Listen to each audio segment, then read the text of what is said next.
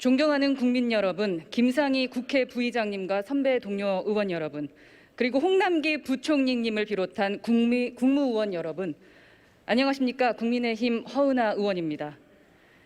이 자리에 있는 우리 모두는 유권자이자 투표자였으며 후보자였다, 당선자가 되어 국회의 일원이 되었습니다. 대한민국의 한 국민이 국민을 대표하는 국회의원이 되어 이 자리에서 일을 하기까지 우리는 선거라는 제도를 활용합니다.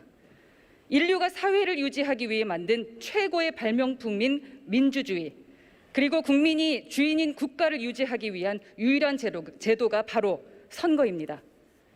그래서 우리는 선거를 신성한 권리로 여기고 이 선거를 관리하는 선거관리위원회에 헌법적 근거로 독립적 지위를 부여하는 것입니다.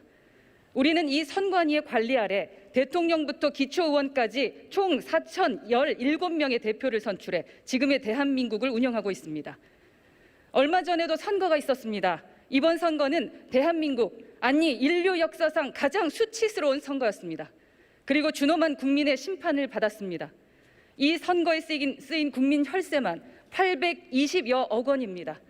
정부 산출 비용으로만 따져도 무려 327만여 명의 국민께서 코로나 백신을 접종할 수 있는 비용을 우리는 하지 않아도 됐던 선거에 써버린 것입니다.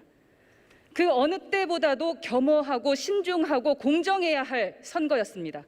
그러나 선거 기간 내내 언론을 잠식하고 국민을 놀라게 한 것은 선관위의 여당 편향 문제였습니다. 저는 이 문제를 지적하고 선관위의 해명을 듣기 위해 총 25명 의원의 발의로 선관위원장 국회 출석 요구서를 제출하였습니다. 하지만 더불어민주당의 반대로 안건은 상정되지도 못했습니다. 선거 기간 내내 선관위는 여당 편향이더니 국회에서는 여당이 선관위 편향을 보이고 있는 현실에 참담함을 표하며 선관위원장을 대신해 부총리께 질문하겠습니다.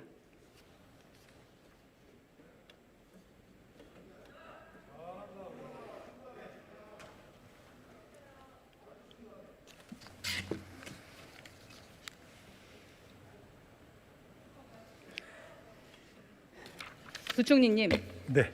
선관위원장을 대신해서 그리고 다시 국무총리 대신해서 이 자리에 서셨는데요. 감회가 어떻습니까? 제가 뭐 선관위원회 위원장님 대신해서 선정한 건 아니고요. 뭐 총리님이 지금 안 계시기 때문에 제가 총리 직무대행 자격으로 이 자리에 섰다는 말씀을 드립니다. 네, 많이 당황하셨다는 말씀처럼 들립니다. 부총리의 당황보다 국민의 당황이 더 크다는 생각하셔야 될 것 같습니다. 대체 어떻게 된 정부 여당이길래 이런지 모르겠습니다. 국회가 국가의 근간이 되는 선거 관리의 문제점을 논하겠다는데 여당의 무시로 선관위원장조차 부르지 못하고 내각의 최고 책임자인 국무총리조차 나몰라라 퇴임해버리는 지금의 현실이 과연 우리 정부의 수준인지 정말 참담합니다. 정부 여당은 국정에 무한 책임을 져야 합니다. 맞습니까? 예, 의원님, 제가 지금 뭐 총리 직무대행을 하지만은 경제부총리가 직무대행한 사례가 한 4-5번 있습니다. 그건 뭐 이번이 처음은 아니고요. 다 총리님이 물러나실 때 사정이 있을 경우에 경제부총리가 대행한 사례가 제가 알기만 해도 한 4번 정도 되는 걸로 알고 있습니다. 제가 하는 거랑은 좀 다른 것 같습니다. 예? 적어도 후임자가 인사청문회를 통과해 임명될 때까지 맡은 바 소임을 다하는 것이 공직자로서 국민에 대한 당연한 권리입니다. 도리입니다. 그런데도 현직 국무총리가 본인의 대권 행보를 위해서 국회 출석 의무조차 저버리고 퇴임하는 유례없는 일이 벌어졌다고 저는 생각합니다. 더욱이 엄중한 코로나 방역 위기 속에서 위기 대응을 총괄 지휘해야 할 총리가 개인의 정치적 이유로 자리를 비웠는데 대통령과 정부 여당이 마치 이를 당연한 듯 용인하고 계세요, 지금. 이건 더욱 심각한 문제입니다. 네, 의원님, 당연하게 용인한 건 아니고요. 제가 아까 말씀드린 대로 물러나시는 총리님께서 어떤 사정이 있었는지 하여튼 후임 총리님이 오실 때까지 계시지 않고 이제 물러나셨는데요. 그거는 제가 그대로 제가 뭐 설명드릴 사안은 아닌 것 같은데 과거에 그런 여러 가지 사정으로 이제 경제부총리가 직무대행한 적이 있다는 걸 말씀을 드렸고요. 지금 이 모습이 국정의 무한 회피일 뿐입니다. 예, 제가 뭐 부총리가 그러면 동의하시는 겁니까? 그 네, 부분? 의원님, 근데 제가 무한 회피를 동의하시냐고요? 제가 역량은 부족하지만은 총리께서 지금 안 계셔서 직무대행하지만은 국정에 한치의 차질 없도록 최대한 최선을 다하고 있다는 말씀을 드립니다. 부총리님, 저를 비롯해서 야당 의원 25명 요구로 선관위원장 출석 요구서가 제출되었는데 결국 안건 논의조차 못했습니다. 그럼 이 부분은 어떻게 보십니까? 의원님, 그렇게 중앙선관위원장님이 나오실지 안 나오실지에 대해서는 제가 뭐 부총리든 직무대행이든 총리직무대행이든 제가 판단하기에는 적절하지가 않지 않겠습니까? 그거는 뭐 국회에서 저는 해야 되실 사안이 아닌가 싶습니다. 헌법기관이기 때문에. 네, 오늘 본회의에서 선관위원장 출석이 무산된 것은요, 국회에서 여야가 원만히 합의된 것이 아니라 수와 힘에 밀려서 관찰하기 어려웠던 것이 사실입니다. 또한 선관위원장 불출석 시 현행법상 강제할 수 있는 수단은 없습니다. 그런데 선관위원 구성에 가장 크게 관여하는 분이 바로 대통령입니다. 그리고 대통령 대신 답변할 수 있는 부는 총리밖에 없습니다. 지금 대통령 부를 수 없잖아요. 총리의 대행을 지금 부총리가 하고 계시기 때문에 부총리께서는 정부의 대표라는 책임감을 갖고 최선을 다해서 답변해 주시면 됩니다. 예, 그렇게 하겠는데요, 의원님.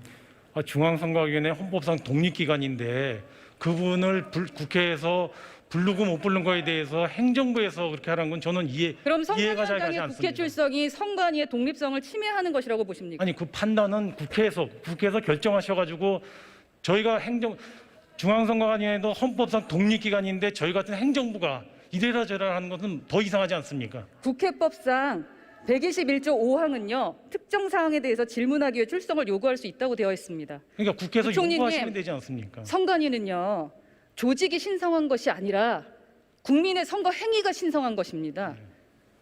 만약 선관위의 편향성이 야당의 의심과 국민적 의혹을 넘어서요, 의도를 가진 불법적 행위라고 밝혀진다면 선관위원장조차도 탄핵의 대상이 되어야 되지 않겠습니까?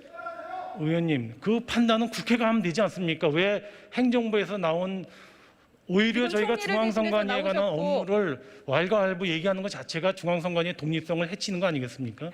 국민이 지켜보고 계십니다. 네. 철저한 답변 해주시기 바랍니다. 선관위의 편향적 사례 제가 하나하나 짚어보도록 하겠습니다. 부총님 보시기에 이 색은 무엇으로 보십니까?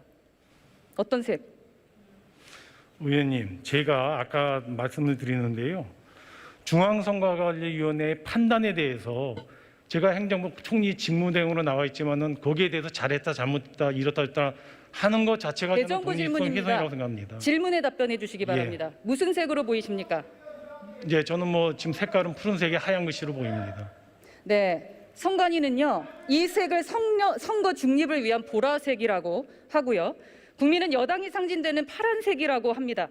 결론적으로는 이 색상은 색상 코드표 분류에 의한 파란색 계열입니다. 선관위는 이 색을 고집하면서 서울 전역을 달리는 택시에 선거 홍보 광고를 붙였습니다. 그러다 여당을 연상하게 한다는 언론의 지적과 국민의 지탄이 있자 빛과 각도에 따라 달라 보일 수 있지만 오해의 소지를 차단하겠다면서 모든 랩핑을 벗겨버렸습니다. 아시다시피 원래 색이란 것이 빛에 의해서 결정되는 겁니다. 참 이상한 답변입니다. 그리고 선거에 있어서 색은 무의식 중에 특정 정당을 연상케 해서 투표에 영향을 미치게 된다는 점을 잘 알고 계실 겁니다. 국민의 선관위가 이 효과를 이용해서 여당 편향 홍보를 한 것이 아니냐 하는 의문을 제기했습니다. 그 부분에 대한 생각은 어떠십니까? 의원님, 저는 제가 공직생활 36년을 했는데요. 중앙선거관리위원회도 제가 과천근무할 때 바로 옆에 있었습니다. 제가 공직을 경험한 바로는 중앙선관위에 있는 공무원들이 저는 그렇게 편향적으로 일하지 않았을 거로 생각이 됩니다. 그거는 뭐 네, 편향적 사례는 또 있습니다. 보여드릴게요. 이 되죠. 홍보부를 보면 무엇이 연상되십니까?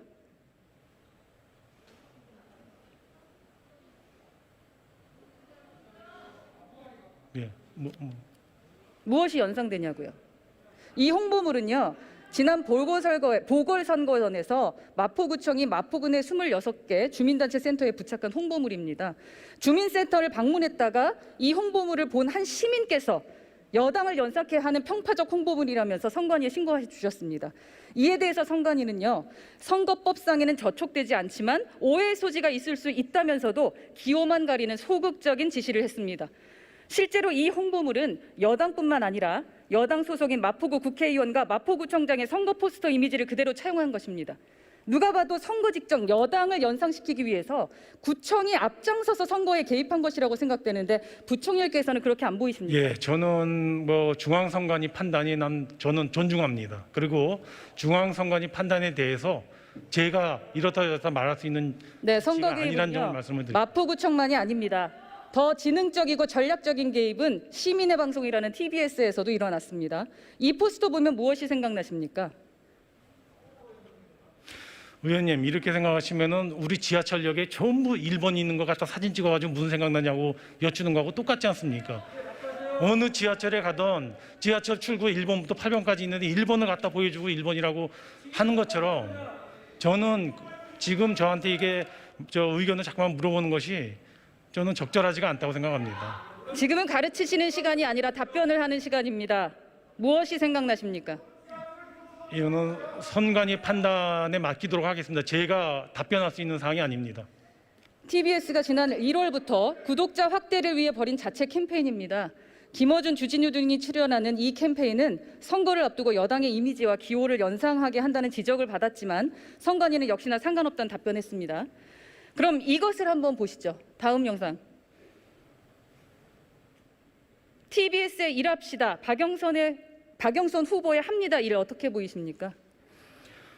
마찬가지 합시다, 합니다. 이는 문장론의 대구법을 활용한 대표적인 마케팅 기법 중 하나입니다. 그러니까 의원님 여기에 대해서는 판단 권한이 저는 중앙선관위가 내리고요. 총리를 대신해서 중앙- 답변해 주시기를 바랍니다. 아닙니다. 총리 심지어 대행이 이 두 개의 카피를 만든 사람은 동일인이며 그는 문재인 대통령이 사람이 먼저다를 만든 사람입니다. TBS라는 공영매체가 시민의 혈세를 들여서 사전선거 운동을 한 것도 모자라서요. 여당 후보의 선거 카피까지 만들어준 거라고 생각할 수밖에 없습니다. 정부를 대표하는 부총리의 생각은 어떻습니까? 예, 제 의견은 일관됩니다. 제가 여기에 대해서 답변할 위치에 있지 않고 제 얘기를 말씀 꼭 하라고 부총리님, 하면요. 이번 저는 4.7 보궐선거 왜 했습니까? 중앙선관위의 저는 판단을 존중합니다. 거기 독립적인 권한이라고 생각합니다. 대정부 질문입니다. 예. 답변하시면 됩니다. 이번 보궐선거 왜 했습니까? 예, 보궐선거는 서울과 부산의 경우에는 뭐 성희롱 사건이 있었고요. 나머지에 대해서는 기존에 계신 분들의 어떤 거리, 그러니까 사망이나 또는 뭐 퇴직이라든가 여러 가지 요인이 있어서 같이 당선 무효, 사망, 사직 등 여러 가지 이유가 있어서 또 기초지자체 선거는 이루어진 걸로 알고 있습니다. 제 입에 담기조차 부끄러운 이유로 보궐선거 했습니다. 그런데 이 질문조차 선관위는 위법이라고 했습니다. 한 시민단체가 내걸은 보궐선거 왜 하죠? 라는 현수막 문구를 선거법 위반이라고 판단한 거예요. 이게 왜 불법인지 설명해 주실 수 있어요? 의원님께서 지금 대정부 질문에서 저보고 답변을 말씀 주시는데 저는 제가 답변 드리기 적절하지 않은 질문이라고 생각을 해서 양해를 해주시기 바랍니다. 저는 선관위는 저 자칫 질문이 얘기하면 일반 선거인이 선거 실시 사유를 잘 알고 있어서 선거에 영향을 미친다고 답변했습니다. 이 답변은 납득이 되십니까? 아까 제가 말씀드린 것처럼 전적으로 저는 이뿐만이 선거의 아닙니다. 판단을 선관위는 존중합니다. 투표 동료 현수막에 내로남불이라는 단어까지 금지했습니다. 부총리께서는 왜 이 단어를 금지했는지 설명해 주실 수 있습니까? 아까 말씀드린 것처럼요. 제가 거기에 대해서 답변할 위치에 있다고 저는 생각하지 않습니다. 선관위의 설명은 국민 대다수가 특정 정당을 쉽게 유추할 수 있다는 이유입니다. 특정 정당은 어디라고 생각하십니까? 저도 그 내용 자체를 저는 뭐 파악을 해봐야 되겠습니다. 선관위에서도 민주당임을 인정했습니다.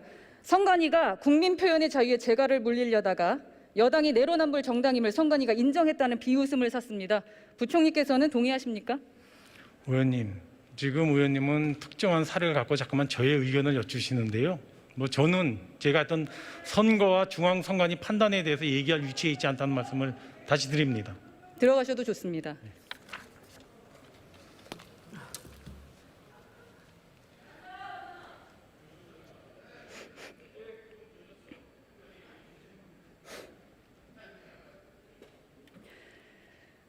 존경하는 국민 여러분, 그리고 선배 동료 의원 여러분, 저는 오늘 정말 참담한 심정으로 이 자리에 올라왔습니다. 왜냐하면 국회에서 선관위의 편향성을 지적한다는 것은 우리 대한민국이 지켜온 민주주의 가치가 훼손됐다는 의미임을 잘 알고 있기 때문입니다. 그래서 저는 오늘 선관위원장이 이 자리에 나와서 진심으로 이야기해 주기를 바랬습니다. 왜냐하면 선관위원장이 바로 저 자리에 나서서 저의 지적에 하나하나 아니라고 반박하고 설령 제가 틀렸음을 증명할지라도 대한민국 민주주의와 국민의 자존심을 위해 국민의 의혹을 해소하는 시간이 되기를 진심으로 바랬기 때문입니다. 그러나 선관위원장의 의지인지 여당의 결정인지 대통령의 의중인지 선관위는 의혹을 해소할 마지막 기회조차 발로 차버렸습니다. 이제 남은 것은 국민의힘밖에 없습니다. 선관위가 정권의 편이 아닌 국민의 편에 서서 공정선거와 민주주의의 가치를 지켜내게 해야 합니다. 시간이 많지 않습니다, 여러분. 내년 선거를 넘어 정의와 공정의 가치를 지키기 위해서라도 선관위가 본질을 회복할 수 있도록 국회, 행정부, 사법부 우리 모두 그 책무를 다해야 할 것입니다. 끝까지 경청해 주셔서 감사합니다.